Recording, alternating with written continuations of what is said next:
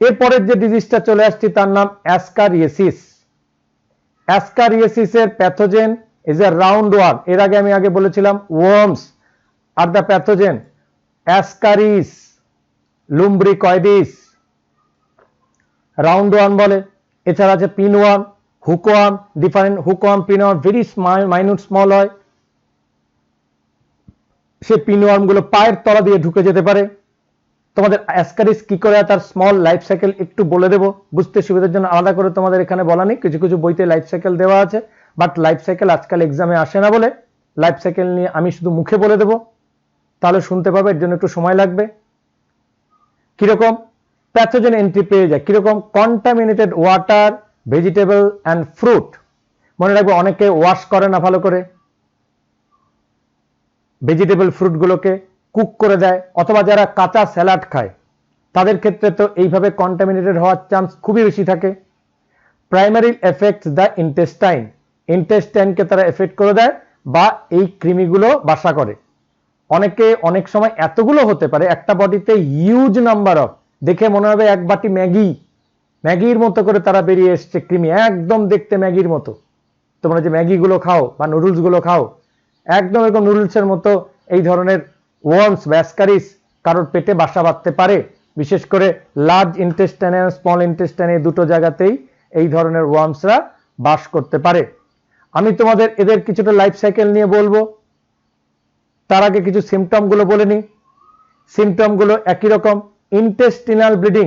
মনে করো এরা যদি বেশি পরিমাণে জমে যায় তো ইন্টেস্টাইনকেও খুঁড়ে খেতে পারে, ইন্টেস্টাইন থেকে ব্লিডিং যেটা স্টুলের মধ্যে দিয়ে চলে আসতে পারে। ইউরিন টেস্ট করে ব্ল্যাক ইউরিন দেখা যায়, ফিভার আসতে পারে, মাসেল পেইন, অ্যানিমিয়া। স্বাভাবিকভাবে যখন ব্লাড বেরিয়ে চলে যাবে, ইন্টেস্টাইন থেকে ব্লিডিং হচ্ছে, তখন আস্তে আস্তে অ্যানিমিয়াও গ্রো করে যেতে পারে। ব্লক ইন্টেস্টিনাল প্যাসেজ, দেখো হিউজ নাম্বার অফ, আগে বলেছিলাম যে যদি একটা বাটিতে অনেকগুলো ম্যাগি যেরকম, সে গোটা ইন্টেস্টাইনের মধ্যে ব্লক করে দিতে পারে, ইন্টেস্টিনাল প্যাসেজ বন্ধ করে দেবে। তার জন্য ইন্টেস্টিন যখন ম্যাক্সিমাম পেরিস্টালসিস বা মুভমেন্ট করতে থাকবে তখন পেটে অত্যধিক ব্যথা আসতে পারে। যদি আফ্রিকান কান্ট্রিজ গুলোতে এগুলো বেশি আসে, আমাদের দেশে তবুও হুকওয়ার্ম পিনওয়ার্ম খুব বেশি থাকে, রাউন্ড ওয়ার্ম কমে যায়, but we have to be very careful. Treatment with medication, albendazole, tinidazole. আমি যে কোম্পানিতে কাজ করতাম সেই কোম্পানির নাম গ্ল্যাক্সোস্মিথক্লাইন, সেই কোম্পানির একটি ওষুধ আছে, আমি স্ট্রেট তোমাদের নাম বলে দিচ্ছি, জেন্টিল 400। জেন্ট্রিল 400 এই ওষুধটি যদি আমরা টাইমলি খেতে পারি, টাইম টু টাইম, ডিওয়ার্মিং, বাড়ির ফ্যামিলি সকলে শুদ্ধ। অ্যালবেন্ডাজল ওষুধটার নাম। এই অ্যালবেন্ডাজল ওষুধ খেলে এই যে ওয়ার্ম গুলো আস্তে আস্তে মরে যায়। 3 মাস পর পর যদি সমস্ত বাড়ির সবাই, সে অসুখ হোক না হোক বা কৃমির প্রবলেম থাকুক বা না থাকুক, ডিওয়ার্মিং করার একটা গুড হ্যাবিট, গুড প্র্যাকটিস। দেন ক্লিনলিনেস, আগেই তো বলে দিয়েছি, ক্লিন থাকতে হবে, নখ পরিষ্কার করতে হবে, ওয়াশিং ভেজিটেবল ফ্রুট এবং হাতগুলোকে ওয়াশ করতে হবে ভালো করে। এই নিয়ে তোমাদের আমি লাইফ সাইকেলের কথা বলবো, যেহেতু বললাম দু একটা এক্সট্রা কথা বলছি, শুনে রেখো। আজকে যারা স্কুলে যাও তোমরা একে অপরের খাতা ইউজ করো, সেই খাতার মধ্যে অনেকেরই হাতের যে এই যে ছোট ছোট করগুলো আছে না, বা নখের আগা আছে, বা নখগুলো বড় থাকলে তার মধ্যে এই ওয়ার্মের যে এগ গুলো সেগুলো থেকে যেতে পারে। তুমি কারো কলম ধরছো, কারো পেপার ধরছো, সেখানে গিয়ে সেখান থেকে গিয়ে তোমার হাতে চলে আসতে পারে। তুমি যদি আনওয়াশড রাখো তাহলে সেই হাত দিয়ে তোমার মুখে চলে যেতে পারে এইগুলো, এই এগস গুলো। কাদের? এই যে ওয়ার্মস বা কৃমিদের। তাহলে এটা খুব সাবধানে থেকে বারবার হাত ওয়াশ করলে কিন্তু এই ধরনের ওয়ার্মের প্রবলেম আমরা পাই না। কিভাবে ওয়ার্মগুলো ঢোকে এটা যদি তুমি একটু জানো তাহলে তোমরা আরো বেশি কশাস থাকতে পারবে। কিভাবে?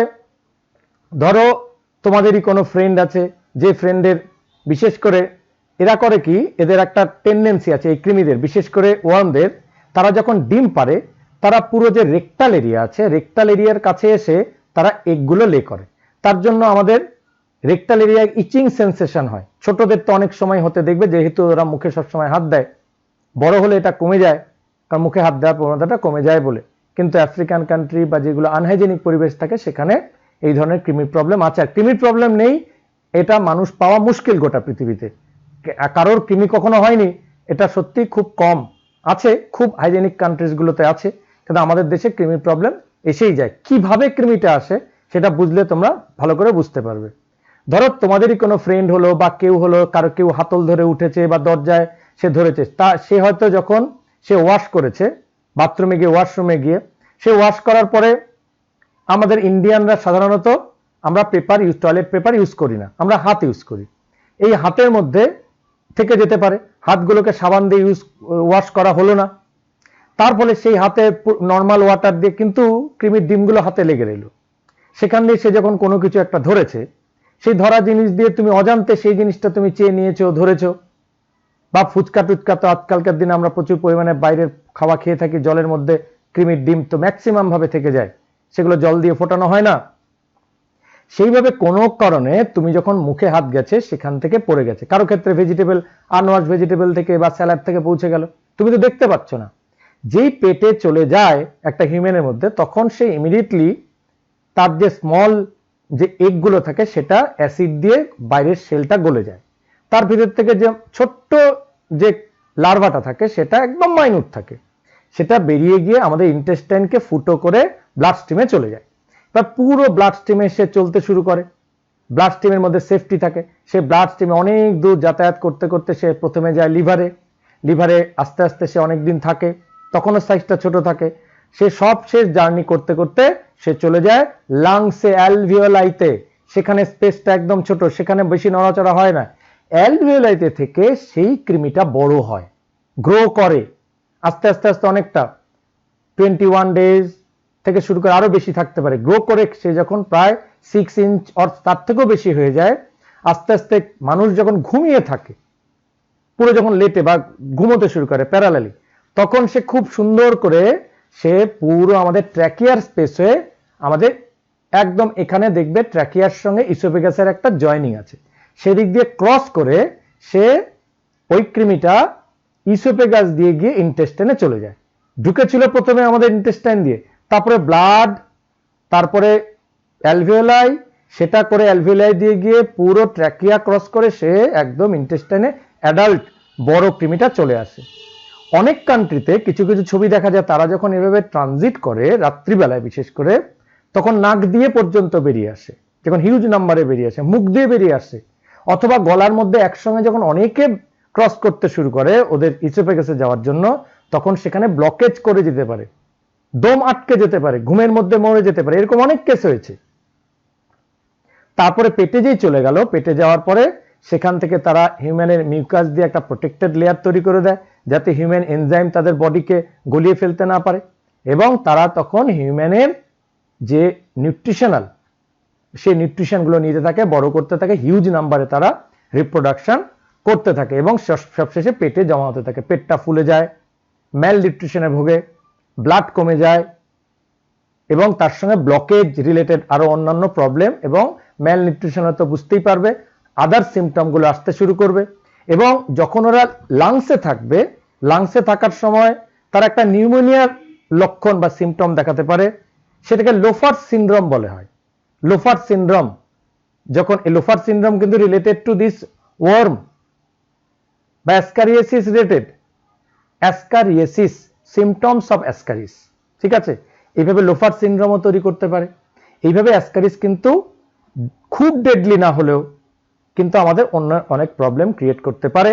স্মল কিছু ওয়ার্ম আমাদের সেরকম ক্ষতি না করলেও, তবে আমি বারবার বলি ডিওয়ার্মিং করা উচিত, আর বাড়িতে যত পেট যদি থাকে, পেটকেও নিয়মিত ডিওয়ার্মিং করে নেওয়া যেতে পারে।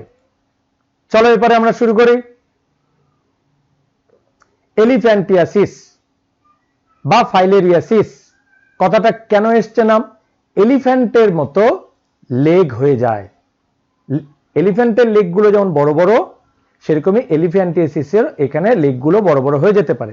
কিছু কিছু প্যাথোজেন আছে, যেমন ফাইলেরিয়াল ওয়ার্ম, এটা ইম্পর্টেন্ট হচ্ছে প্যাথোজেনটা, filarial worm full name Wuchereria, spelling is very important, Wucheria নয়, উচেরেরিয়া ব্যানক্রফটি, তোমরা অনেক সময় পেতে পারো এর নাম। উচেরেরিয়া ইজ এ কমন নেম, তাই উচেরেরিয়ার নামটা রেখেছি, উচেরেরিয়া ব্যানক্রফটি, ভেরি স্মল মাইক্রোফাইলেরিয়া, এটা বড় করে ছবি দেওয়া হয়েছে। প্যাথোজেন এন্ট্রি ভেরি ইন্টারেস্টিং, এর প্যাথোজেনটা কোনো ফুড দিয়ে আসে না বা কিছু নেই, এরা আসে কিউলেক্স মসকিউটো থেকে। কিভাবে? Female culex mosquito, female mosquito bite to transmit the disease. মনে রাখবে ফিমেল মসকিউটো, এটারও একটু লাইফ সাইকেলটা তোমাদের সামনে বলে দেব যে কিভাবে ফিমেল মসকিউটো এদিকে ইনফেক্টেড হয়, কিভাবে ডিজিজটা স্প্রেড করে। বাট সিলেবাসে আজকের দিনে দেওয়া আছে, কিন্তু আমরা এতটাই বেশি, আমরা অনেকটাই হেলথ কনসাস হয়ে উঠছি, তাই জন্য এই ডিজিজটি আজকাল একটু আমাদের দেশে কম হয়। এটাকে বাংলায় বলা হয় গোদ, পাটা মোটা হয়ে যায়। আমি লাইফ সাইকেলটা বলবো, তখন তোমরা বুঝতে পারবে কি করে এন্ট্রি নেয়। Primarily effects the lymphatic vessels. আমরা জানি আমাদের বডির বিভিন্ন জায়গায় জাংশনস আছে, লিম্ফ ভেসেল, যেটা ব্লাডের প্যারালালি একটা ভেসেলস আছে যার মধ্যে দিয়ে লিম্ফ যাতায়াত করে। সেই লিম্ফ যেখানে জাংশন থাকে তাকে লিম্ফ নোড বলে। সেই লিম্ফ নোড আর লিম্ফ ভেসেলের মধ্যে যখন এরা ব্লকেজ ক্রিয়েট করে, তখন লিম্ফটা ব্যাক করে আবার ব্লাডে ফিরে যেতে পারে না। সেই জন্য যে লিম্ফের গোড়ায় সেটা ব্লকেজ করে দিল, সেই অর্গানটা ফুলতে শুরু করে, যেহেতু লিম্ফটা আর ব্যাক করে বডিতে সার্কুলেট করতে পারছে না পার্টিকুলার অর্গান থেকে।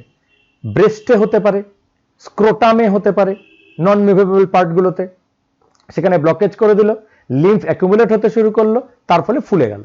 এইভাবে লিম্ফ্যাটিক ভেসেলে এরা প্রবলেম ক্রিয়েট করে। Accumulation of lymph in the affected area causing swelling, বা ফুলে যায়, আমি আগেই বলেছি, and causes severe inflation of the organ. সেই অর্গানটা ম্যাক্সিমাম ফুলে যায়, ফ্লুইড অ্যাকুমুলেটেড হয়ে যায়। এই জায়গাগুলো বুঝতে হবে। আমরা সিমটম বলার পরে লাইফ সাইকেলটা নিয়ে একটু বলে দেবো, তাহলে তোমাদের বুঝতে অসুবিধা হবে না। এই যে আজকে দেখছি, দেখো এই যে অর্গানিজম, এই যে মানুষটি আছে, এটা তোমাদের এনসিইআরটির বইয়ের একটি ছবি, তাকে বড় করে দেওয়া হয়েছে। এইভাবে পাটি ফুলে যেতে পারে, স্ক্রোটাল এরিয়া এইভাবে ফুলে যেতে পারে, ব্রেস্ট এরিয়া ফুলে যেতে পারে। দেখো সোয়েলিং লোয়ার লিম্বস, লোয়ার লিম্বটা ফুলে যাবে। সোয়েলিং জেনিটেলিয়ালস, ব্রেস্ট যে কোনো জায়গায় ফুলে যাবে। ফিভার হবে।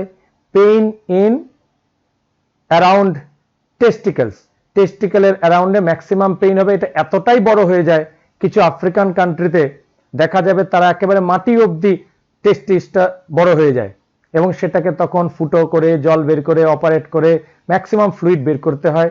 আফ্রিকান কান্ট্রিজে ডাক্তারদের এগুলো বেশ করতে দেখা যায়। Treatment with combination of steroid দিতে হবে। এখানে অনেক সময় স্টেরয়েড ছাড়া কাজ করে না।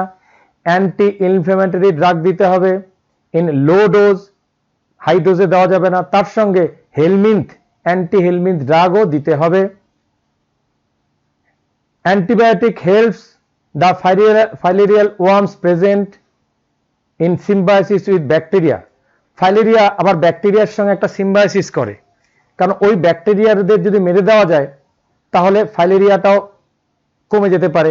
সেই জন্য অ্যান্টিবায়োটিকও এই ক্ষেত্রে দেওয়া যেতে পারে, যদিও এটা ওয়ার্মস, নট প্রোটোজোয়ান, এটা ওয়ার্ম। তাই anti helminth drug, steroid drug, anti inflammatory drug, যেগুলো ফোলা কম করতে, পেইন কম করাতে সাহায্য করে, এই ধরনের ড্রাগ দেওয়া যেতে পারে, আমরা কিওর করে ফেলতে পারি। এবার আমি এর লাইফ সাইকেলটা নিয়ে একটু বলে দিই কিভাবে। জেনারেলি নাইট টাইমে, আবারও রাত্রিবেলায়, মাইক্রোফাইলেরিয়া বা যার বডিতে মনে করো এই ধরনের ফাইলেরিয়া ডিজিজটা আছে, সে বডির যে সারফেসের মধ্যে তারা উপরের দিকে উঠে আসে মাইক্রোফাইলেরিয়া, তারা তখন ক্যাপিলারি দিয়ে যাতায়াত করতে থাকে। ওই সময় যদি কোনো মসকিউটো, বিশেষ করে কিউলেক্স মসকিউটো, ফিমেল কিউলেক্স, যারা মসকিউটো বাইট করে for the development of their eggs, female mosquito যখন ওটাকে ব্লাড সাক করবে, সেই ব্লাডটা যখন সাক করছে তখন ব্লাডের মধ্যে দিয়ে ওই মাইক্রোফাইলেরিয়াগুলোকে সে তার বডিতে নিয়ে ফেলে, এবং বডিতে নিয়ে ফেলার পরে সেখানে তার মধ্যে একটা চেঞ্জ আসে। সেই চেঞ্জ আসার পরে ধীরে ধীরে সেটাও কিন্তু একটা হোস্টের কাজ করছে। কোনটা? Mosquito host and at the same time vector. তার বডিতে একটা চেঞ্জ আসছে, লাইফ সাইকেলের চেঞ্জ হচ্ছে। সেই লাইফ সাইকেল চেঞ্জ হওয়ার পরে সে মসকিউটোর মধ্যে চেঞ্জ এসে, মসকিউটো যখন আরেকটা হেলদি পিপলকে কামড়াচ্ছে, তখন যেখানে বাইট করছে, বাইটের জায়গাটা ফুটো করছে, সেই ফুটোর মধ্যে দিয়ে সে মাইক্রোফ্যালেরিয়াটাকে আবার ফেলে দিচ্ছে। সেই ফুটোর মধ্যে দিয়ে মাইক্রোফ্যালেরিয়াটা হিউম্যানের বডিতে এন্ট্রি নিয়ে নিচ্ছে। নিয়ে যখন গোটা বডিতে যখন সে দৌড়দৌড়ি করছে আস্তে আস্তে সে ওই লিম্ফ্যাটিক ভেসেলে গিয়ে দাঁড়াচ্ছে। লিম্ফ্যাটিক ভেসেলে গিয়ে ওখানে দাঁড়িয়ে মেল এবং ফিমেল, ওয়ার্মের যেমন মেল ফিমেল হয়, এদেরও মাইক্রোফ্যালেরিয়া, তারা ওয়ার্ম, ফ্যালেরিয়াল ওয়ার্ম, তাদের মেল ফিমেল, ওরা ওখানে গিয়ে মিটিং করে আরো নতুন করে মাইক্রোফ্যালেরিয়া, তারা ফ্যালেরিয়ার যে ওয়ার্মগুলোকে তাদের নাম্বার বাড়িয়ে নিচ্ছে। মনে রাখবে যার বডিতে সেক্সুয়াল সাইকেলটা হয়, অর্থাৎ মেল ফিমেল মেটিং করে যে হোস্টের বডিতে, সেই হোস্টকে বলা হবে সবসময় প্রাইমারি হোস্ট। এক্ষেত্রে হিউম্যানের বডিতে মেল এবং ফিমেল ওয়ার্ম মিটিং করছে বলে human body is the primary host and mosquito body is the secondary host, because mosquito বডিতে কোনো মেটিং বা সেক্সুয়াল রিপ্রোডাক্টিভ ফেজ কমপ্লিট হচ্ছে না, বাট তাই দুটো হোস্টের মধ্যে দিয়ে এই ফ্যালেরিয়াটা চলাফেরা করে। এরপরে সেই ইনফেক্টেড মসকিউটো কিভাবে কামড়ে আরেকটা ফ্রেশ লোক মানুষকে ইনফেক্টেড করে দিল সেটা বুঝতে পারবে। কিউলেক্স থেকে সেজন্য সাবধান থাকতে হবে এবং আমাদের ক্লিনলিনেস বা হেলদিনেস বা পরিবেশকে ভালো রাখতে হবে। এবার চলো আমরা শুরু করি আমাদের পরবর্তী ডিজিজ, তার নাম ম্যালেরিয়া। আমরা পড়াচ্ছিলাম হিউম্যান হেলথ অ্যান্ড ডিজিজ। এই চ্যাপ্টারটির মধ্যে আমরা ম্যালেরিয়া পার্টে চলে এসেছি। ম্যালেরিয়া এই শব্দটা বলার সঙ্গে সঙ্গে একটা শব্দ তোমাদের আসতে পারে, what is the meaning of malaria? Mal means the area which is contaminated বা দূষিত, আর এরিয়া মিনস এয়ার। এখানে এরিয়া মিনস কোনো এলাকা নয়, ইটস এ কন্টামিনেটেড এয়ার থেকে ম্যালেরিয়া ডিজিজটার কথা এসেছে। মনে রাখবে ম্যালেরিয়া ডিজিজটা কিন্তু বহুদিন থেকেই আমাদের আর্থে প্রিভ্যালেন্ট ছিল, কিন্তু আইডেন্টিফিকেশন হচ্ছিল না what is the cause of malaria, এবং ম্যালেরিয়ার ডেথগুলো হচ্ছিল, ম্যালেরিয়া প্রবলেম আসছিল, ম্যালেরিয়ার সিমটম আসছিল, বাট ম্যালেরিয়ার অরিজিনাল সোর্স খুঁজে পাওয়া যাচ্ছিল না। ম্যালেরিয়ার ক্ষেত্রে অরিজিনাল সোর্স খুঁজতে খুঁজতে সেরকম আমাদের এই কলকাতায়, পশ্চিমবঙ্গের সে সময় রোনাল্ড রস, তিনি ছিলেন স্কুল অফ ট্রপিক্যাল মেডিসিন এবং ক্যালকাটা মেডিকেল কলেজ, তাদের একজন ফিজিশিয়ান, উনি ডাক্তার, তো ওনার রিসার্চ ওয়ার্কটাই বেশি ছিল। উনি রিসার্চ করতে করতে ultimately he got the clue of malarial Parasite or malarial disease, এবং যার জন্য তাকে নোবেল দিয়েও অ্যাওয়ার্ড করা হয়। কাজেই মনে রাখবে ম্যালেরিয়া ডিজিজটা ছিল খুব প্রিভ্যালেন্ট বহুদিন আগে থেকে, কিন্তু ম্যালেরিয়ার যে কারণটা সেটা বেশি দিন নয়, সেটা আমাদের ব্রিটিশ পিরিয়ডেই সেটা ইনভেন্ট করা হয়েছে। সবথেকে বড় ম্যালেরিয়ার যেটা ইনসিডেন্ট ধরা পড়েছিল সেটা হচ্ছে যখন পানামা ক্যানেলটা খোঁড়া হচ্ছিল, সে সময় যে দুটো America, north America and south America, তাদের মধ্যে কমিউনিকেশনের জন্য তাদের মধ্যে একটা ল্যান্ড ছিল যেটা প্রচুর পরিমাণে ফরেস্ট দিয়ে ঘেরা ছিল। সেই ফরেস্টটাকে কেটে সেখানে যখন পানামা ক্যানেলটা খোঁড়া হচ্ছিল, সে সময় একটা হিউজ নাম্বার অফ আমাদের কি বলবো যারা ওয়ার্কার ছিল, লেবার ছিল, তারা এই ডিজিজটাতে মারা যায়। কারণ জঙ্গলের মধ্যে যখন তারা জঙ্গল পরিষ্কার করছিল এবং মাটি খোঁড়বার জন্য, সে সময় প্রচুর লেবার সেখানে ডিপ্লয় করা হয়। সেই লেবাররা আস্তে আস্তে দেখা যায় যে সেই ম্যালেরিয়ার সিমটমে তারা একের পর এক মারা যাচ্ছে এবং ওয়ার্ল্ড ওয়াইড এই ডিজিজটা অনেক বেশি স্প্রেড করে যায়। মেনলি স্প্রেড ডিজিজটা দেখা যায় ট্রপিক্যাল এরিয়াতে, India, middle eastern countries, Bangladesh, Pakistan, Indonesia and mainly African countries, যেখানে সেজন্য বলা হয়েছে যে সমস্ত area mainly mal or polluted air দিয়ে ভরা আছে তাতে এই ডিজিজটা হয়। যদিও এটা এয়ারের থেকেও বেশি আমরা কনসার্ন হব ওয়াটারকে, বিকজ ওয়াটারের মধ্যে ম্যালেরিয়াল প্যারাসাইটের জন্য যে vector, that means the female anopheles mosquito, তাদের গ্রোটা বেশি হয়। তো সেই গ্রোয়িংয়ের কারণে কাজে সেখানকার ওয়াটারগুলো এভাবে পলিউটেড হয়ে যায় এবং পলিউটেড স্ট্যাগনেন্ট ওয়াটার, সেই ওয়াটারের মধ্যেই ম্যালেরিয়াল প্যারাসাইটের যে ভেক্টর, সে অ্যানোফিলিস মসকিউটো, সেটা গ্রো করে। কাজেই এবারে ম্যালেরিয়াল কিছু হিস্ট্রি তোমাদের বলে দিলাম, তারপরে আমরা মেইনলি ম্যালেরিয়াল প্যাথোজেনের দিকে আসব। এবং ম্যালেরিয়াল লাইফ সাইকেল খুব বেশি আসে না, কিন্তু তবুও বেঙ্গলি মিডিয়ামের স্টুডেন্টদের ক্ষেত্রে এটা আসে, বা ইংলিশ মিডিয়ামের ক্ষেত্রেও প্যারাসাইটের নলেজটা দরকার আছে, কারণ এই প্যারাসাইটের নলেজগুলো দিলে আলটিমেটলি তোমাদের এই নলেজটা কমপ্লিট হয়ে যাবে। তো যে প্যাথোজেনটার কথা তোমাদের কাছে এখানে বলছি, malarial pathogen is completely it's a protozoan, আমি অনেকক্ষণ আগেই বলেছি এটা ভাইরাস বা ব্যাকটেরিয়া নয় বা ওয়ার্ম নয়, it's A protozoa. The name is plasmodium vivax mainly. তো লটস অফ প্যাথোজেন আছে, P plasmodium vivax, plasmodium falciparum, plasmodium ম্যালেরি, এই অনেকগুলো ভ্যারাইটি এখানে রয়ে গেছে। এক একটা ভ্যারাইটি এক এক রকম ডিজিজ করে থাকে। তোমাদের যেমন বলছিলাম যে ম্যালেরিয়াল প্যারাসাইটের মধ্যে অনেকগুলো প্যারাসাইট এখানে আমাদের আছে, প্লাজমোডিয়াম ভাইভ্যাক্স, প্লাজমোডিয়াম ফ্যালসিপেরাম এবং প্লাজমোডিয়াম ম্যালেরি। মনে রাখবে এই তিনটের তিন রকমের উপসর্গ বা সিমটম দেখা যায়, বাংলায় উপসর্গ বলে।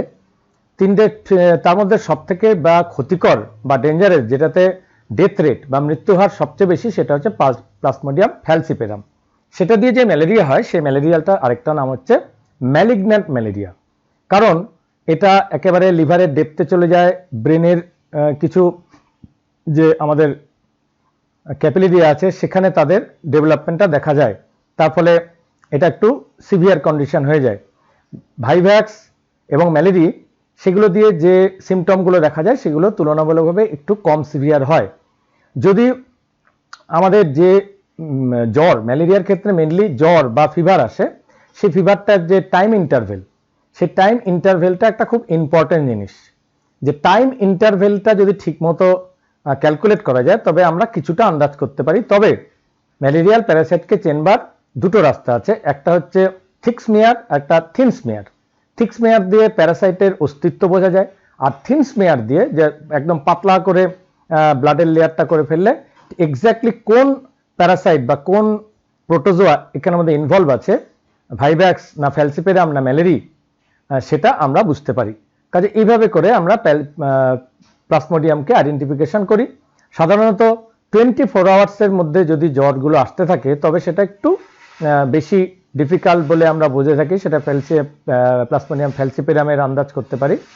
আর যদি ম্যালেরি বা ভাইভ্যাক্স হয় সেক্ষেত্রে 36 আওয়ার্স, 48 আওয়ার্স, কোনো কোনো ক্ষেত্রে 72 আওয়ার্স পরও জ্বর এবং ট্রিমব্লিং, শিভারিং এগুলো সব আসে। কাজে এগুলো তোমাদের পরে সিমটমের ক্ষেত্রে একটু বলবো। কাজেই এই জায়গাটা কিন্তু খুব একটা ইম্পর্টেন্ট কথা। আরেকটা কথা তোমাদের এই ডিজিজ পড়াতে গিয়ে একটা বেসিক কথা আমি এখন মনে পড়লো, সেটার ক্ষেত্রে বলবো। ডিজিজের ক্ষেত্রে ইনকিউবেশন পিরিয়ড এটা খুব ইম্পর্টেন্ট একটা শব্দ। কারণ যখনই কোনো এই ধরনের প্যাথোজেন, সেটা ভাইরাস, ব্যাকটেরিয়া, ফাঙ্গাস অথবা প্রোটোজোয়া বা হেলমিন্থ, যে কোনো যেটাই আমাদের বডিতে আসুক না কেন, সেটা যদি এসে প্রথমে সিমটম লক্ষ্য না করায় তাহলে সেই পার্টটাকে আমরা মেনলি ডিজিজের পার্টে বলবো না। কিন্তু ভেতরে যখন প্যাথোজেন এন্ট্রি, এটা যদি মোটামুটি ক্যালকুলেট করা যায়, প্যাথোজেন এন্ট্রি থেকে যখন ফার্স্ট সিমটম যে দিন বা যে সময় সেটা পরিলক্ষিত হলো বা দেখা গেল, সেই যে ইনবিটুইন পিরিয়ডটাকে বলা incubation period. Very important, incubation period. এই ইনকিউবেশন পিরিয়ড বিভিন্ন ডিজিজের ক্ষেত্রে বিভিন্ন রকম হয়। কোন কোন ডিজিজের ক্ষেত্রে তুরন্ত, মানে যখনই প্যাথোজেনটা এন্ট্রি নিল তার কয়েক ঘন্টা বা কয়েক মিনিট পরেই সিমটম দেখতে শুরু করা যায়। যেমন এর আগে তোমাদের রাইনাইটিস বলিয়েছি, রাইনাইটিস কথা বলেছি, বা অন্যান্য যে কোনো ডিজিজের ক্ষেত্রেই এই ধরনের প্যারাসাইটটা বা প্যাথোজেনটা এন্ট্রি নিল এবং তারপরে তার সিমটম দেখা দেওয়ার মধ্যে ইনবিটুইন সময়, কোনোটার ক্ষেত্রে 3-4 দিন হতে পারে বা তার থেকেও বেশি হতে পারে। যেমন এরপরে তোমাদের এইডসের কথা বলবো, তার ক্ষেত্রে ইনকিউবেশন পিরিয়ড কিন্তু 8 to 10 ইয়ার্স, 15-16 ইয়ার্সও ইনকিউবেশন পিরিয়ড হয়ে যায়। মানে যদি যখন প্যাথোজেনটা এন্ট্রি নেয় এবং সেই প্যাথোজেনটা যখন ফার্স্ট লক্ষণ প্রকাশিত করে, তার মধ্যে যে লং পিরিয়ডটা রয়ে যায়, সেই incubation period is very dangerous time. কারণ প্যাথোজেন এন্ট্রি করার পরে সেই অর্গানিজম বা হিউম্যান বিংটি কিন্তু অন্য কোনো হিউম্যানকে সেটা ছড়িয়ে দিতে পারে, কিন্তু তার মধ্যে কোনো লক্ষণ প্রকাশিত হয় না। আজকের দিনে যেরকম আমরা কোভিড, করোনার ক্ষেত্রে দেখতে পাচ্ছি যে সেটা ঢুকে যাওয়ার পরে বেশ কিছুদিন কিন্তু অ্যাসিমটোমেটিক থাকে, ওই সময়টা খুব ডেঞ্জারাস ক্রিটিক্যাল পিরিয়ড। সেই জন্য আমাদের সবসময় সেফটি মেজারটা বেশি নিতে হয়। যে সমস্ত রোগে যে incubation period is very long, তার ক্ষেত্রে আমাদের একটু প্রিকশনটা বেশি নিতে হয়। ম্যালেরিয়ার ক্ষেত্রেও একটা ইনকিউবেশন পিরিয়ড আছে, অর্থাৎ যবে মসকিউটো বাইট করলো ঠিক তার পরের দিনই তার লক্ষণ বা প্রকাশিত হবে না, বেশ কয়েকদিন তার বডিতে থেকে, হিউম্যান বডিতে থেকে, অ্যাজ পার দ্য ইমিউনিটি বা অন্যান্য ফ্যাক্টরকে মাথায় রেখে হিউম্যান টু হিউম্যান সেটা ভ্যারি করে, তারপরে ম্যালেরিয়াল যে সিমটমটা সেটা দেখা যায়। কাজে এভাবে কিন্তু তোমাদের কাছে ইনকিউবেশন পিরিয়ড নিয়ে একটা ইম্পর্টেন্ট নলেজ সেটা আমি দিয়ে দিলাম, এটা মাথায় রাখবে। এবার প্যাথোজেনের এন্ট্রি পার্টটা আমি আলাদা করে যেহেতু পয়েন্ট করেছি তোমাদের বুঝতে সুবিধার জন্য, সেজন্য এটাকে আলাদা পয়েন্টে দেখি। Through the bite of female anopheles mosquito, এখানে তোমাদের ফিমেল পার্ট কথাটা ভালো করে বলতে হবে। ফিমেল অ্যানোফিলিস মসকিউটো পার্টটাকে খুব ভালো করে বলতে হবে, কারণ মেল মসকিউটো কখনো ব্লাড সাক করে না। কেন? এই কথাটা একটা ইম্পর্টেন্ট বিষয় আছে, কারণ ফিমেল মসকিউটো এগ লে করে বা ডিম পাড়ে, সেই ডিমগুলোকে ডেভেলপ করার জন্য কোন রকম যারা হোমিওথার্মিক, যাদের টেম্পারেচারটা বেশি, সেই বেশি টেম্পারেচারের যে অর্গানিজম আছে তাদের ব্লাডগুলো নিতে হয়। সেজন্য এরা অনেক সময় ম্যামালদের ব্লাডগুলো সাক করে নেয়, এবং সেই ব্লাডগুলো সাক করে বলে এদের সেই ব্লাডের মধ্যে থাকা কিছু অ্যামাইনো অ্যাসিড এবং তার কিছু হিট, এগুলো তাদের এগ ডেভেলপমেন্টের জন্য কাজে লাগে। ফিমেল অ্যানোফিলিস মসকিউটো যেহেতু এগলে করে, তার জন্য তাদের এই প্যাথোজেনটাকে বেশি করে নেওয়া দরকার হয়, বা ওরা তারা ব্লাড সাক করতে গিয়ে এটাকে নিয়ে ফেলে। চলো এবারে আরেকটা কথা বলেছি, ফিমেল মসকিউটো বাইট করলেই ম্যালেরিয়া হয়, কিন্তু তাহলে বাইট তো এরকম ব্লাড সাকিং আরো অর্গানিজম আছে, সেই হিসেবে আমরা বাঘ বা ছারপোকার কথা বলতে পারি, বা আরো কিছু অর্গানিজম আছে যারা, বা লিচ হতে পারে, তাদের দিয়ে কি ম্যালেরিয়া হতে পারে? অ্যাকচুয়ালি নয়। কেন নয় তার কারণটা তোমাদের একটু বলে দিচ্ছি। মসকিউটো, যে কোনো ধরনের মসকিউটো আছে, তারা যখন ফিমেলরা ব্লাড সাক করে তাদের একটা টেন্ডেন্সি আছে, কিরকম? তারা ব্লাডটাকে প্রথমে অল্প সাক করে নেয়, তারপরে সেই ব্লাডটাকে তাদের মুখে লালার সঙ্গে মিশিয়ে বা স্যালিভারির সঙ্গে মিশিয়ে সেটাকে আবার সেই হোস্টের বডিতে একটু ইনজেক্ট করে দেয়। কেন করে? কারণ যাতে যে হোস্টের ব্লাডটা সাক করা হচ্ছে তাতে সে যেন বুঝতে না পারে, তাকে একটা স্লাইটলি প্যারালাইজ করে দেওয়া হয় জায়গাটা। কিন্তু তবুও আমাদের বডির ইমিউন সিস্টেম বা ব্লাড এমন একটা অদ্ভুত বিষয় যে সেখানে ব্লাড সাক করার সময় আমাদের বডিতে ধীরে ধীরে একটা ইচিং ফিলিং, যেটা মশা কামড়ালে যেটা চুলকোয়, সেই চুলকোনি ফিলিংটা কিন্তু আমাদের বডি থেকে একটা রেসপন্স, একটা কেমিক্যালের রেসপন্সে আমরা চুলকে দিয়ে তাড়াতাড়ি বুঝতে পারি মশা আছে। কিন্তু কখনো কখনো মশা বসে ব্লাড সাক হয়ে যায়, তারপরে আমরা বুঝতে পারি না, কারণ ওইটুক সময়ের মধ্যে ম্যালেরিয়া তার ম্যালেরিয়াল যে প্যারাসাইট হিসেবে, এখানে ম্যালেরিয়াল ভেক্টর হিসেবে আমরা বলতে পারি যে মসকিউটো, সে কিন্তু তার কাজটি করে যায়। কাজে এই বিষয়টাকে আমাদের লক্ষ্য করতে হবে। ইচিং আমাদের একটা সেফটি, ইচিং দিলে বুঝতে পারি যে আমরা মসকিউটো বাইট করছে, আমরা সহজেই আমরা সচেতন হতে পারি, এটা আমাদের বডি থেকে একটা প্রিভেনশন সিস্টেম। আরেকটা কথা বলি, ম্যালেরিয়াল যে ক্যারিয়ার বা ভেক্টর, আমরা এখানে ভেক্টর বলবো, ক্যারিয়ার বলবো না, বিকজ ম্যালেরিয়াল প্যারাসাইটের একটা চেঞ্জ হয়, সেই চেঞ্জটা তোমাদের একটু পরেই বলে দেব। সেই চেঞ্জটা তাদের বডিতে যখন হয়, তখন এই ধরনের যে ম্যালেরিয়াল যে ভেক্টরগুলো, তারা হচ্ছে অনেকগুলো মেইন মসকিউটো স্পিসিস আছে। মসকিউটো স্পিসিস কিন্তু এখানে কিন্তু আমি প্যাথোজেনের স্পিসিস এর আগে বলেছি, ঠিক আছে, যেটা প্লাজমোডিয়াম ভাইভাক্স, ফ্যালসিপেরাম এবং প্লাজমোডিয়াম ম্যালেরিয়ার কথা, সেটা অরিজিনাল, যেটা ডিজিজ কজিং প্যাথোজেন। কিন্তু এবার বলছি যারা ভেক্টর, তাদের কিছু স্পেশালিটি আছে, তারা কিছু স্পিসিস আছে, তাদের মধ্যে কি অ্যানোফিলিস মসকিউটো, আরেকটা আছে কিউলেক্স মসকিউটো, আরেকটা এডিস মসকিউটো।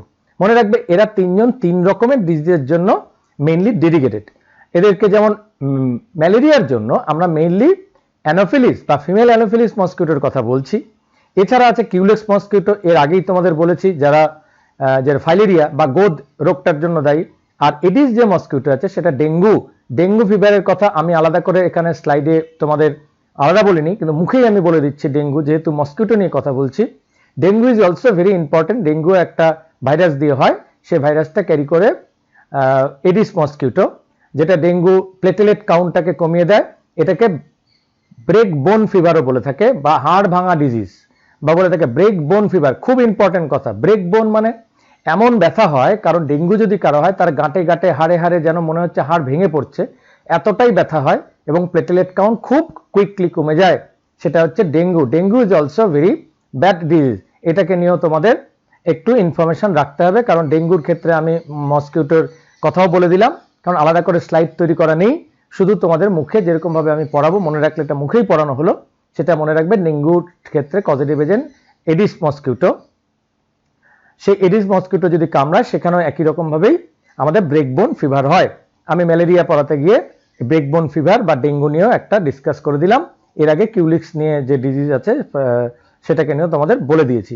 এই মসকিউটোগুলোকে চিনবার একটা কায়দা আছে, যদি তোমরা নিজেরাও একটু লক্ষ্য করো, অবজারভেশনটা ভালো করে রাখো, তাহলে এই মসকিউটোগুলোকে ভালো করে চিনতে পারবে। যেমন অ্যানোফিলিস মস্কিটো সেটা ফিমেল বা মেল যাই হোক না কেন, এদের মেইন ফুড কিন্তু ফ্রুট জুস বা গাছের ছাল থেকে পাওয়া রস। আবার বলছি, ফিমেল অ্যানোফিলিস মস্কিটো সে ব্লাড সাক করে for the development of egg. তাদের বসার যে ভঙ্গিটা বা যেভাবে বসায় পশ্চারটা, সেটা কিরকম, যে সারফেস আছে সেই সারফেসের সঙ্গে অ্যারাউন্ড 45 ডিগ্রি অ্যাঙ্গেল করে এরা বসবে, এবং এদের কামড়ানো বা এদের এসে মানুষকে কাটারও একটা টাইম আছে। মনে রাখবে, এরা শেষ রাত বা ভোর সময়, সাধারণত 3টে থেকে 4:30, 5টা এইটুক সময়ের মধ্যে এরা দল বেঁধে আসে। এরা সলিটারি ভাবে আসে না। জানলা টানলা খোলা থাকলে সাধারণত ওই সময়টায় আমরা বেশি করে খেয়াল করতে হয়। কাজে এটা হচ্ছে অ্যানোফিলিস মস্কিটোকে চেনবার এবং তাদের একটা হ্যাবিটকে জানবার একটা কায়দা। আর কিউলেক্স মস্কিটো তো সবসময় কামড়ায়, আমাদের যে কোনো সময় বাড়িতে বসে থাকলে, দিনে রাতে যে কোনো সময় হতে পারে, সেটা কিউলেক্স এবং এডিস যে কোনো সময় এরা কামড়াতে পারে। আর এডিস মস্কিটো জেনারেলি দিনের বেলায় কামড়ায়, সেই জন্য বলা হয় এডিস মস্কিটো বা ডেঙ্গুর হাত থেকে বাঁচতে গেলে আমাদের ফুল হাতা জামা পরে থাকা ভালো, কারণ ফুল হাতা জামাটা আমার মধ্যে এরা বসে খুব একটা কামড়াতে চায় না। এইভাবে কিন্তু তাদের আসার সময় বা কখন এদের কনসেন্ট্রেশন বেশি দেখা যায় সেগুলো দেখে আমরা চিনতে পারি। আর এই মস্কিটোগুলোর লার্ভাগুলো একটু স্পেশাল হয়, যারা স্পেশাল স্টাডি করে তারা জানবে। সাধারণত ওয়াটারের সঙ্গে প্যারালালি, যে ওয়াটার এরকম তার সঙ্গে প্যারালালি ভেসে থাকবে হচ্ছে যে লার্ভাগুলো, সেটা হচ্ছে কিউলেক্সের লার্ভা এবং এডিসের লার্ভা। আর অ্যানোফিলিসের লার্ভা এরা সলিটারি হয়ে ঘুরতে থাকে, কখনো কখনো একসঙ্গেও থাকে দেখা যায় জলের মধ্যে। এরা জেনারেলি পরিষ্কার জলে, মনে রাখবে যেই জলটা পরিষ্কার কমপ্লিটলি, অ্যানোফিলিস মস্কিটো একটু পরিষ্কার জল পছন্দ করে, সেই জলের মধ্যে স্ট্যাগনেন্ট ওয়াটার, সেখানে এরা ডিম পারবে। আর কিউলেক্স নোংরা জলেও ডিম পারতে পারে, এডিসও নোংরা জলে ডিম পারে। আর এডিসকে চেনবার আরেকটি রাস্তা আছে, এডিসের পেছন দিকে কিছু টাইগার মস্কিটো বলে থাকে, এদের মধ্যে কিছু band, black and white band দেখতে পাওয়া যায় কখনো কখনো। তবে আজকাল এডিস মস্কিটো তার ফিজিক্যালি এনভায়রনমেন্টের জন্য কিছুটা তাদের চেহারা বদলে ফেলেছে। তবে Culex is a very common mosquito, যেগুলো আমাদের সবসময় কামড়ায়। আর অ্যানোফিলিস কিন্তু মেইনলি নাইটের ব্যাপার, এবং তাদের বসার ভঙ্গি দেখেই তোমরা অ্যানোফিলিস মস্কিটো বা ম্যালেরিয়ার মস্কিটো আইডেন্টিফাই করতে পারো। এগুলো কিছু স্পেশাল নলেজ তোমাদের মাথায় নিয়ে রাখলে ভালো হয়। এগুলো গল্পের আকারে আমি বলে দিলাম। Female Anopheles mosquito acts as transmitting agent বা ভেক্টর। কেন এদের ভেক্টর বলছি, কারণ লাইফ সাইকেলে, বিশেষ করে প্লাজমোডিয়ামের লাইফ সাইকেলে চেঞ্জ একটা মস্কিটো সাইকেল আছে আলাদা করে, মস্কিটোর মধ্যে চেঞ্জ হয়, সেগুলো আমরা একটু পরে তোমাদের বলে দিচ্ছি এদের লাইফ সাইকেল বোঝাতে গিয়ে। আরবিসিস আর রাপচার্ড, এখানে মেইন ঘটনাটা হচ্ছে আরবিসি যখন রাপচার করে যায়, হিউম্যান বডিতে যখন অ্যাটাক করে, তখন আরবিসিটা ফেটে যায়। আরবিসি ফেটে গেলে হিমোজয়েন নামে একটা কেমিক্যাল বেরোয়, এবং সেই হিমোজয়েন কেমিক্যালগুলোই আমাদের মেইনলি ওই ট্রিমব্লিং পার্টটা বা হিমাটক্সিন বলা হয়, সেই ট্রিমব্লিং বা কাঁপুনি দিয়ে জ্বর নিয়ে আসে আমাদের। কাঁপুনি দিয়ে যখনই জ্বর নিয়ে আসবে, তখনই আস্তে আস্তে এভাবে আমাদের বডিতে ট্রিমব্লিং হবে, সেটা প্রায় 2-3 ঘন্টা স্থায়ী হবে, তারপরে কমে যাবে। তার মানে দুটো জিনিস, একটা হচ্ছে কাঁপুনি, বডি চিল ফিল করা, বডিতে একটা ট্রিমব্লিং, খুব কাঁপতে শুরু করবে, 3-4টে লেপেও যেন কাঁপুনিটা থামছে না, এরকম একটা ব্যাপার। আর সেকেন্ড অবস্থা হচ্ছে জ্বর আসা।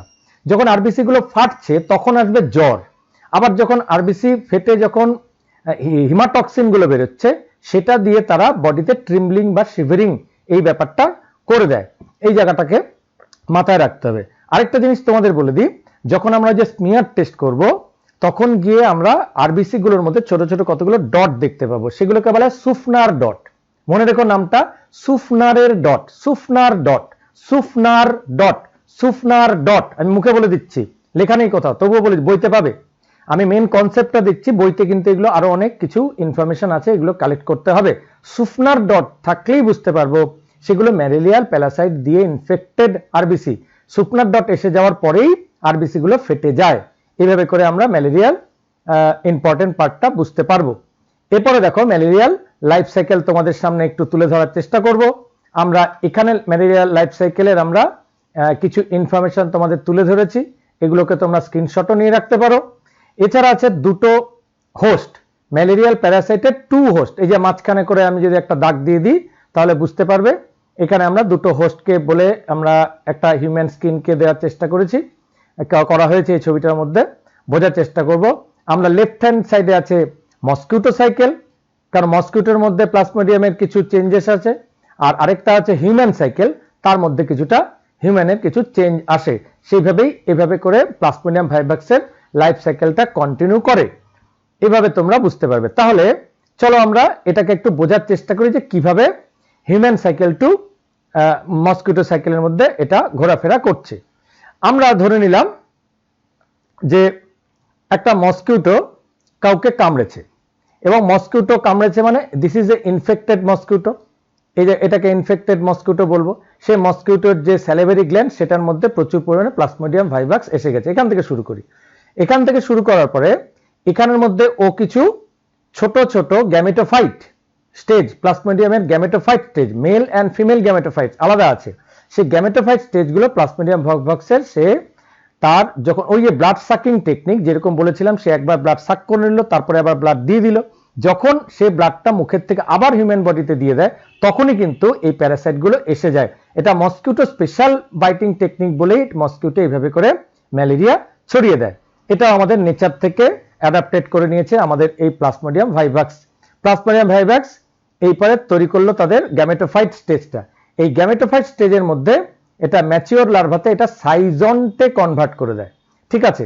এবং এখানে কতগুলো ছোট ছোট স্পোরোজয়েড, আমাদের একে বলি আমরা ম্যালেরিয়া করবে কি স্পোরোজয়েড, ছোট ছোট লম্বাটে লম্বাটে কতগুলো স্পোরোজয়েড সেটা রিলিজ করে দেবে। সেই স্পোরোজয়েড গুলো প্রথমেই তারা কনভার্ট করে যাবে মেরোজয়েটে, এবং সেই মেরোজয়েট এসে তারা প্রত্যেকটা ব্লাড স্ট্রিম দিয়ে চলে যাবে হিউম্যানের লিভারে, এবং লিভারে যাওয়ার পরে তারপরে লিভারের মধ্যে একটা লিভারের সেলের মধ্যে হেপাটোসাইটের মধ্যে একটা হেপাটিক সাইকেল, এই যে দেখতে পাচ্ছ এটা হেপাটিক সাইকেল এখানে ঘুরছে, লিভারের মধ্যে একটা সাইকেল কমপ্লিট করবে। এবং এখানে দুরকম ভাবে করে, একটা লিভারে করবে আর একটা এরিথ্রোসাইটে করবে। এরিথ্রোসাইটে কি, এরিথ্রোসাইট মানে হচ্ছে আরবিসি।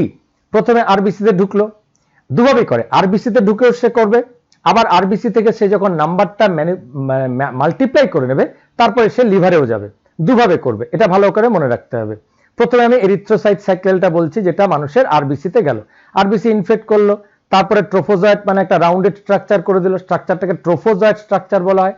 ট্রোফোজয়েড আস্তে আস্তে কনভার্ট করার পরে করে দেবে erythrocytic schizont, very important stage, schizont condition, অর্থাৎ যার মধ্যে যে সুফনারের ডটগুলো আমরা দেখতে পাই যেটা বলেছিলাম সেখানে ডট ডট আকারে, অর্থাৎ যখন সাইজন্ট হলো, সাইজন্ট দশায় আসার পরে এখানে আলটিমেটলি আরবিসি গুলোর মধ্যে একটা সিগনেট রিং একটা স্টেজ তৈরি করে দেয়, একদম আংটির মতো দেখতে, signet ring, very important signet ring. প্রত্যেকটা আরবিসির মধ্যে যেন আরবিসিতে নিউক্লিয়াস থাকে না হিউম্যানের মধ্যে, কিন্তু পুরো চারিদিক দিয়ে পুরো আরবিসিটা ডাম্বেল শেপ সাধারণত গোল হয়, আমাদের ডুগি তবলা যেরকম হয় তার নিচে যে বিড়াটা থাকে তার মতো বিড়া দেখেছো, তার নিচে যে লম্বা করে গোল করে, ঠিক আছে, একটা রাউন্ড থাকে, সেরকম একটা আরবিসি হয়ে যায়। আরবিসি তো নর্মাল এরকম শেপে, তার চারিদিকে সাইডের দিকে পেরিফেরাল এলাকায় ম্যালেরিয়াল প্যারাসাইট কনসেন্ট্রেট করে যায়, করে গিয়ে একটা রিং স্টেজ হয়, এটাকে সিগনেট রিং স্টেজ বলা হয়। এবং এই সিগনেট রিং স্টেজের আগে সে সাইজন কনভার্ট করে নেয়, খুব ইম্পর্টেন্ট, সাইজনটা পরে আমি বলে দেবো কেন ইম্পর্টেন্ট, পরে বলবো, কারণ এই জায়গাটা পরে কেন বলবো, যখন মেডিসিনাল পার্টটা বলবো তখন সাইজনটা আসবে। আবার এই সাইজন কনভার্ট করার পরে সিগনেট রিং হয়ে যাওয়ার পরে আবার সুপনার ডট হয়ে যাবে, তারপরে আরবিসিটাকে ব্রাস্ট করে দেবে, এই যে আরবিসি, এবং রাপচার অফ এরিথ্রোসাইট, এরিথ্রোসাইটটা রাপচার করে যাবে, এবং রাপচার করে যাওয়ার পরে এই যে মেল এবং কি করবে, প্রচুর পরিমাণে আরো আমাদের সেই প্লাজমোডিয়ামের ভাইভাক্সের যে স্পোরোজয়েড সেটাকে রিলিজ করে দেবে। সেই স্পোরোজয়েড গুলো থাউজেন্ডস অফ স্পোরোজয়েড রিলিজ করে দেবে ব্লাডের মধ্যে, তার মধ্যে মোস্ট অফ দ্য স্পোরোজয়েড আবার আরবিসি কে অ্যাটাক করবে, এইভাবে তারা আরবিসি সাইকেলটা করবে। এবং তারপরে কেউ কেউ আবার চলে যাবে লিভারে, লিভারে গিয়ে যখন হেপাটিক সেলের মধ্যে তারা চুপ করে বসে থাকবে, এবং হেপাটিক সেলের মধ্যে গিয়ে তারা বা লিভারে গিয়ে তারা আবার ওখানে মেরোজয়েড তৈরির মাধ্যমে তাদের ওই স্পোরোজয়েড গুলো আলাদা করে ডেভেলপ করতে থাকবে। তাহলে দু জায়গায় ডেভেলপ করে, একটা হচ্ছে আরবিসির মধ্যে সে আরবিসি সাইকেল চলতে থাকে, আর একদিকে লিভারের মধ্যেও তারা গিয়ে ডেভেলপ করতে থাকে। তাহলে লিভার সেল থেকে আবার লিভার সেল ইনফেক্টেড হয়ে গিয়ে মোর স্পোরোজয়েড রিলিজ করছে, তার থেকে আলটিমেটলি আরবিসি কে অ্যাটাক করছে, আবার আরবিসি নিজের থেকে সেল বের করে যেগুলো আমাদের স্পোরোজয়েড গুলো আছে সেগুলো আবার অন্য আরবিসি কে অ্যাটাক করছে, এইভাবে কন্টিনিউয়াসলি অ্যাটাক সাইকেলটা চলতে থাকে। এবং আস্তে আস্তে আরবিসি, প্রায় অনেক আরবিসি এক একটা সাইকেল অফ ফিভারে তারা thousands lakhs of RBC destroy হয়ে যায়, এবং শিভারিং, চিলিং, ফিভার এই সিমটম গুলো দেখাতে শুরু করে। তারপর আবার 24 ঘন্টার জন্য বা 48 আওয়ার্সের জন্য সেগুলো আবার আমার নর্মাল হয়ে নর্মাল একটা বডিতে মনে হবে কোনো শিভার নেই, কিছু নেই, কিন্তু ম্যালেরিয়াল প্যারাসাইট তার সাইকেলটা কমপ্লিট করছে। এইভাবে কিছু স্পোরোজয়েড যেটা বেরিয়েছিল আরবিসি থেকে, তাদের মধ্যে কেউ কেউ সেক্সুয়াল রিপ্রোডাকশন করার জন্য কেউ কেউ মেল গ্যামেটোফাইট, এই যে মেল সাইনটা বুঝতে পারছো, কেউ কেউ ফিমেল গ্যামেটোফাইটে কনভার্ট করে যায় এবং এই মেল ফিমেল গ্যামেটোফাইট গুলো আবারও বডি সারফেস দিয়ে ঘোরাফেরা করতে থাকে ব্লাডে। মানুষ যখন ঘুমিয়ে থাকে, বিশেষ করে ওই সময়টায় মানুষ বেশি করে ঘুমায়, রাত্রি ওই 3-4টের মধ্যে বেশিরভাগ মানুষই ঘুমোয় সেই সময় ম্যালেরিয়াল প্যারাসাইট ম্যালেরিয়াল মসকিউটো যখন আবার বাইট করতে আসে, সেই ম্যালেরিয়া মসকিউটো এই যে বাইট করে দিল, দেখো এটা আমরা একটু রেড দিয়ে দেখাই, মসকিউটো এই যে রেড কালার দিয়ে দেখালাম, মসকিউটোটা বাইট করলো হিউম্যানের থেকে এবং সে যখন বাইট করতে গিয়ে ব্লাডটা সাক করলো তখন আদার স্পোরোজয়েটের সঙ্গে এই যে মেল অ্যান্ড ফিমেল গ্যামেটোফাইট সেটাকেও সে সাক করে নেয়। মেল ফিমেল গ্যামেটোফাইট সাক করে যাওয়ার পরে কেউ কেউ মাইক্রোগ্যামেটে কনভার্ট করে যায়, মাইক্রোগ্যামেট মানে স্মল, আবার কেউ কেউ macrogamete, macro means female related, ম্যাক্রোগ্যামেটে কনভার্ট করে যায় এবং অর্থাৎ মেল অ্যান্ড ফিমেল গ্যামেটোফাইট এই দুটো মসকিউটোর বডিতে গিয়ে মিলিত হয়ে তারা তৈরি করে জাইগোট। তোমরা এর আগে রিপ্রোডাকশনে বুঝেছো যে মেল অ্যান্ড ফিমেল কিভাবে মিলিত হয়ে তারা জাইগোট গঠন করে এবং এই জাইগোটটা তখন কাজে সেক্সুয়ালি তারা মিট করলো, এটাকে বলে সেক্সুয়াল রিপ্রোডাকশন।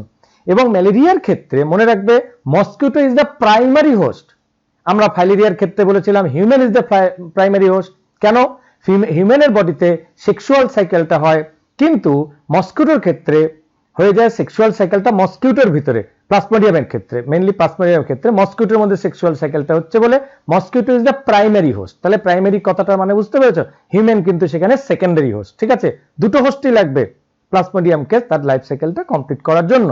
তাহলে এইভাবে মসকিউটো মিড গাট, মসকিউটোর এই যে সেলগুলো দেখছো, মসকিউটো মিড গাট মানে ওর যে বডিটা হয়ে যায় তার যে গাট কথাটা তো তার যে স্টমাক, সেই স্টমাকের ভিতরে সে ডেভেলপ করে, তারপরে স্টমাকের দেয়ালটা ভেদ করে দিয়ে তারা স্টমাকের বাইরে চলে আসে। কার? মসকিউটোর বাইরের দিকে।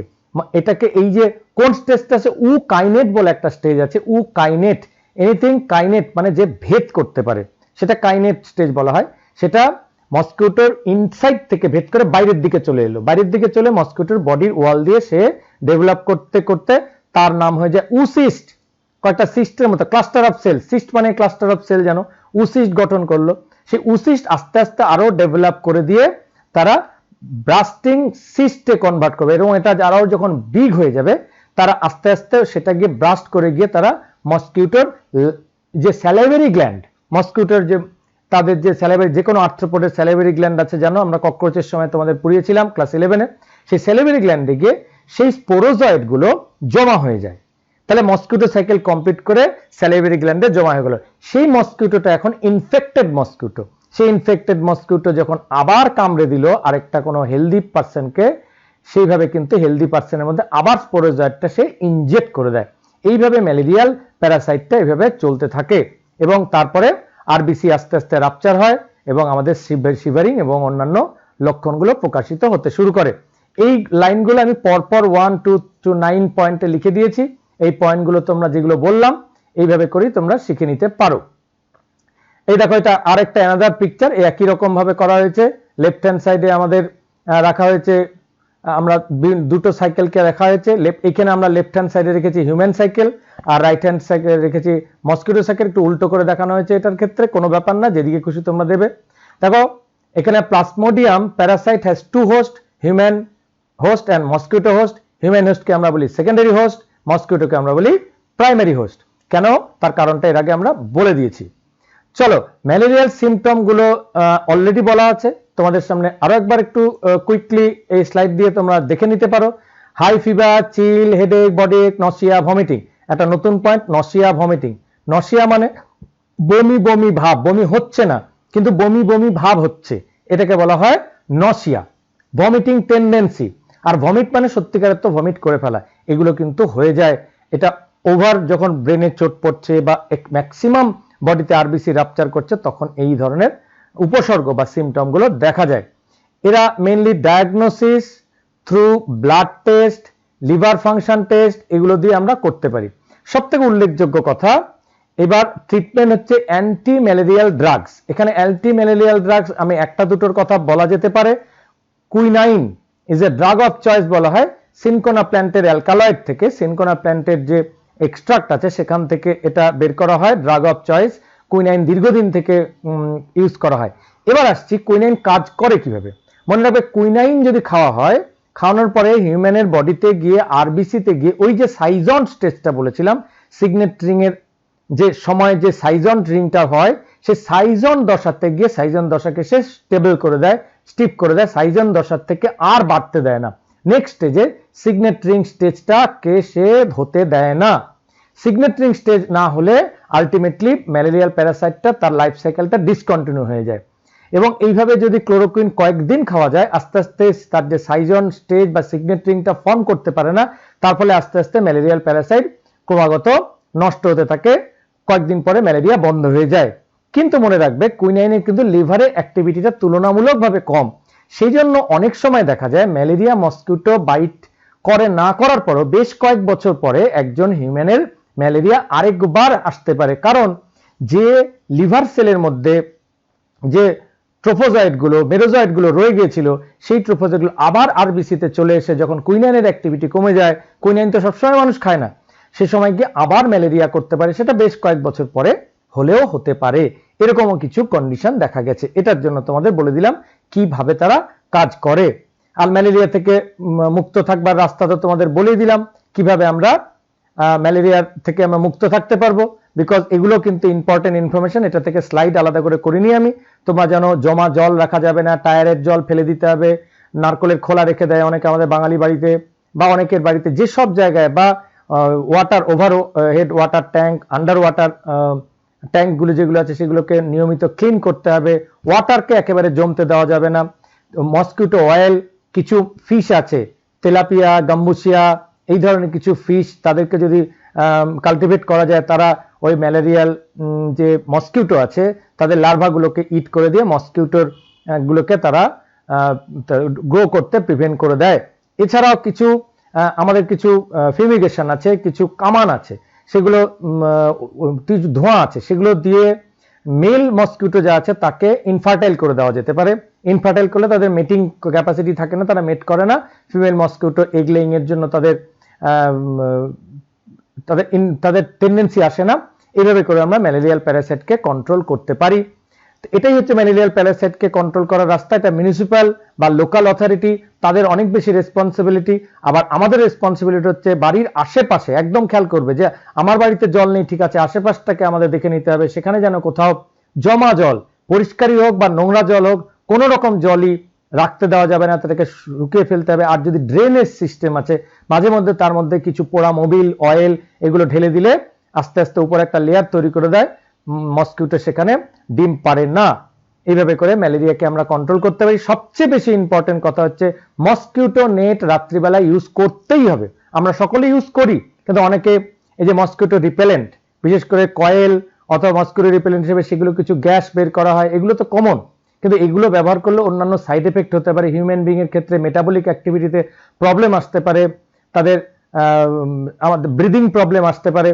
সেই জন্য এগুলোকে ইউজ না করে মসকিউটো নেট ইউজ করা সবসময় ইট ইজ বেটার অপশন। সবসময় মসকিউটো নেটকে ব্যবহার করবে, মসকিউটো নেটকে ব্যবহার করতে উৎসাহিত করবে এবং অন্যকেও বলবে তোমরা মসকিউটো নেট থেকে শুধু মসকিউটো থেকে নয়, আদার ইনসেক্ট থেকেও আমরা বাঁচতে পারি। Mosquito net using is very very important task. এবং আমাদের গভর্নমেন্টের উচিত বিভিন্ন জায়গায় মসকিউটো নেটকে যদি তারা বিভিন্ন বাড়িতে বা কোথাও তারা সাপ্লাই করতে পারে, বা যাদের কাছে সেরকম ভাবে তার ইকোনমিক কন্ডিশনে বেটার নয়, তাদের বাড়িতে বাড়িতে গিয়ে ম্যালেরিয়াকে কন্ট্রোল করার জন্য মসকিউটো নেট প্রোভাইড করতে পারে। দেখবে চা বাগান এলাকায় মসকিউটো একেবারে থাকে না। কেন থাকে না জানো? চা বাগান এলাকায় অনেক রকম ইনসেকটিসাইড স্প্রে করা হয়। সেই ইনসেকটিসাইড স্প্রে করলে মসকিউটো সেখানে থাকে না। একটু হিলি এরিয়ায় মসকিউটোর যে প্রবণতা সেগুলো কম, কাজে ম্যালেরিয়াটাও সেখানে কম হয়। এগুলো তোমাদের কিছু ইম্পর্টেন্ট কথা বলে দিলাম ম্যালেরিয়া নিয়ে। ম্যালেরিয়া খুব ইম্পর্টেন্ট কিছু ডিজিজ। এছাড়া আছে রিংওয়ার্ম। রিংওয়ার্মের ক্ষেত্রেও মনে রাখবে এদেরকে আমরা ফাঙ্গাল ডিজিজ মেইনলি। প্যাথোজেনটার কথা কি? Fungus, it is a fungus related. Ringworm একটা লেস হার্মফুল বাট ভেরি কি বলবো, এটা একটা অস্বস্তিকর ডিজিজ। মনে রাখবে দাঁত হয়ে যায় যে কোনো মানুষের হাতে, নখে বা কোনো একটা জায়গায় গিয়ে যদি দেখা যায় সার্কুলার ওয়েতে, পুরো সার্কেল দেখতে সার্কুলের মতো হয়ে একটা ইনফেকশনটা করে দেয়। It's a fungal infection. Fungal ইনফেকশনে কিরকম হয়ে যায়? তাদের মধ্যে মাইক্রোস্পোরাম, ছোট ছোট স্পোর হয় ফাঙ্গাসের, সেই স্পোরগুলো এখানে জমা হতে শুরু করে। দেন ট্রাইকোফাইটন, এগুলো ইম্পর্টেন্ট কিছু ফাঙ্গাস। এপিডার্মোফাইটন, এই কটা ইম্পর্টেন্ট কিছু ফাঙ্গাস। এই ফাঙ্গাসগুলোর নামগুলো মনে রাখবে। ক্যান্ডিড টাইপের কিছু ফাঙ্গাস আছে যেগুলো যেখানে ফোল্ড আছে, চামড়ায় যেখানে চামড়া বেশি, যারা একটু মোটা হয়, মোটাদের চামড়ায় পার্সপিরেশন বেশি হয়, ফোল্ড বেশি হয়, সেই ফোল্ডের মধ্যে কিন্তু এই ধরনের ফাঙ্গাস অ্যাটাক বেশি হয়। ফাঙ্গাসগুলো মনে রাখবে ওপরের দিকে আসে অনেক দেরি করে, কিন্তু স্কিনের নিচের দিকে তারা জমা হতে শুরু করে। যদি অ্যান্টিফাঙ্গাল যেরকম কতগুলো মেডিসিন আছে পরেই বলে দেবো, এগুলো তোমরা নিজেরাও বলতে পারো, আমি কোনো কোম্পানির কথা বলবো না। ক্যান্ডিড বি টাইপের একটু মলম থাকতে পারে, কোয়াডিডার্ম হতে পারে, যাদের অ্যান্টিফাঙ্গাল প্রপার্টি আছে। ইচগার্ড আছে, ইচগার্ড সাধারণত ব্যবহার না করা ভালো, তাতে কম্পোজিশনটা কম থাকে। মনে রাখবে এরা ওভার দ্য কাউন্টার বিক্রি করা হয়, তাদের রিয়েল দরকারি যে মেটেরিয়ালটা যেটা দিয়ে ফাঙ্গাস ডিস্ট্রয় করবে সেটা কম থাকে, কারণ ইচগার্ড এত কম থাকে টিউবের পর টিউব লাগালেও এরা এফেক্ট হয় না। সেজন্য আজকাল কিছু অ্যাসিড, স্যালিসাইলিক অ্যাসিড ইউজ করা হয়, কিন্তু স্যালিসাইলিক অ্যাসিড ইউজ করলে কি হয়ে যাবে, চামড়াটাকে তারা পুড়িয়ে দেয়, একদম নিচের থেকে তারা ফাঙ্গাসগুলোকে নষ্ট করে ঠিকই, কিন্তু আমাদের স্কিনের মধ্যে দাগ দেখা দিতে পারে। যদিও স্যালিসাইলিক অ্যাসিড ইউজ করলে অনেক ভালো রেজাল্ট পাওয়া যায়, কিন্তু দাগ থেকে যেতে পারে। আর একটা মনে রাখবে, রিংওয়ার্ম ছড়িয়ে যায় কি করে। রিংওয়ার্ম এন্ট্রি নেয় through contaminated soil, object or human being. যার অলরেডি ফাঙ্গাস অ্যাটাক হয়ে আছে, রিংওয়ার্ম হয়ে আছে, দাঁত হয়ে আছে, তার বডি যদি সে চুল করছে, দেখবে প্রচন্ড ইচ করে। কেন ইচিং করে? কারণ তার হাইফা হয়, ফাঙ্গাসের হাইফাগুলো নিচে যখন গ্রো করতে থাকে তখন ইচিং সেন্সেশন দেয়, সে কিছু এনজাইম রিলিজ করে টু গেট দ্য ফুড। কারণ আমি আবারও বলেছি, প্যাথোজেনরা আমাদের বডিতে ফুড নেবার জন্য গ্রো করে, সেই ফুড নিতে গিয়ে তারা ইচিং সেন্সেশন দেয়, প্রচন্ড ইচিং, প্রচন্ড, খুব জোরে। ওই ইচিং যত করবে তত বেশি পরিমাণে তারা আরো ভেতরে ভেতরে ভেতরে চামড়ার ভেতরে ছড়িয়ে যাবে এবং সার্কেলটা বড় হতে শুরু করবে, এবং মানুষের নখ বা আঙুলের মধ্যে সেই ফাঙ্গাসের স্পোরগুলো থেকে যেতে পারে, সেখান দিয়ে সে অন্য জায়গায় যদি ইচিং করে দেয় সেখান থেকেও চলতে পারে, বা অন্য হিউম্যান বিং এর সঙ্গে টাচ করলেও সেখানে যদি স্কিনের ইমিউনিটি কম থাকে সেখানেও খুব তাড়াতাড়ি ফাঙ্গাসটা অ্যাটাক করে দিতে পারে। তাহলে কিরকম রাস্তা আছে? তাদেরকে অ্যান্টি ফাঙ্গাল ড্রাগ ইউজ করতে হবে। কিরকম সিমটম আগে বলে দিই। ড্রাই স্কেলি স্কিন, জায়গাটা কিন্তু শুকনো শুকনো থাকবে, প্রথমে দেখে শুকনো, ভেজা ভেজা মনে হবে না। ইনটেন্স ইচিং, খুব মারাত্মক ইচিং বা চুলকুনি হবে। Red patches on the skin, স্কিনের মধ্যে লাল লাল প্যাচ, ছোট ছোট ধাব্বা মতো দেখা দেবে। অ্যান্ড স্কেলি স্ক্যাল্প, ছোট ছোট ছোট ছোট আঁশ মতো উঠতে শুরু করবে, সেটা দেখে খুব অস্বস্তিকর। সেটা মনে করে এত ইচিং, যে কোনো জায়গায় সোসাইটিতে গিয়ে ইচ করতে থাকাটা খুব একটা গুড লুকিং নয়, এবং সেটা আরো বডিতে অন্যান্য প্রবলেম ক্রিয়েট করতে পারে। যদি আনট্রিটেড থাকে তাহলে গোটা হোল বডিতে তারা ফ্লুকোনাজল ট্যাবলেট এগুলো সব দিয়ে সেই ফাঙ্গাসকে দূর করতে হয়। ইট ইজ ভেরি ডিফিকাল্ট, কারণ আননেসেসারি বডিতে মেডিসিন দেওয়ার কোনো প্রয়োজন নেই। অ্যান্টি ফাঙ্গাল বিভিন্ন ধরনের ট্রিটমেন্ট আছে, আমরা সেগুলো লাগাতে পারি। তার মধ্যে ওই যে নামগুলো আমি বলে দিলাম সেগুলো লাগাতে পারো। কিন্তু ইম্পর্টেন্ট কথা মনে রাখবে, অ্যান্টি ফাঙ্গাল ক্রিম লাগানোর সাথে সাথে দেখবে কিছুদিনের মধ্যে সেটা কমে গেল, কিন্তু মনে করলে যে তুমি অ্যান্টিফাঙ্গাল ক্রিম লাগানো বন্ধ করে দিলে, কিন্তু কমে গেলেও অ্যান্টিফাঙ্গাল ক্রিম লাগানো বন্ধ করতে নেই। কারণ চামড়ার নিচে যে লেয়ারগুলো জমা পড়ে সেই লেয়ারগুলোর মধ্যেও গিয়ে দেখা যায় যে নতুন করে তাদের হাইফা আসতে শুরু করে। সেই হাইফাগুলো ধীরে ধীরে ধীরে ধীরে ধীরে ধীরে গ্রো করতে করতে আলটিমেটলি পুরোটা থেকে যায়, পুরোটা নষ্ট হয় না। তাই অ্যান্টিফাঙ্গাল ক্রিম যদি কন্টিনিউয়াস ইউজ করা যায়, শেষ পর্যন্ত গিয়ে একদম জড় থেকে মূল থেকে ফাঙ্গাসগুলোকে দূর করা যায়। এটা হচ্ছে রিংওয়ার্ম। যেহেতু কেন রিংওয়ার্ম, এটা রিং এর মতো করে হিউম্যান বডিতে সার্কুলার ওয়েতে তারা ডেভেলপ করে এবং সার্কেলটা বাড়তে থাকে, এদেরকে রিং ওয়ার্ম নামটা হয়েছে। দিস ইজ নট ওয়ার্ম, অনেকে ওয়ার্ম রিলেটেড ভাবে, it is a fungal disease. কাজে এই কটা ডিজিজ নিয়ে তোমাদের কাছে বলে দিলাম।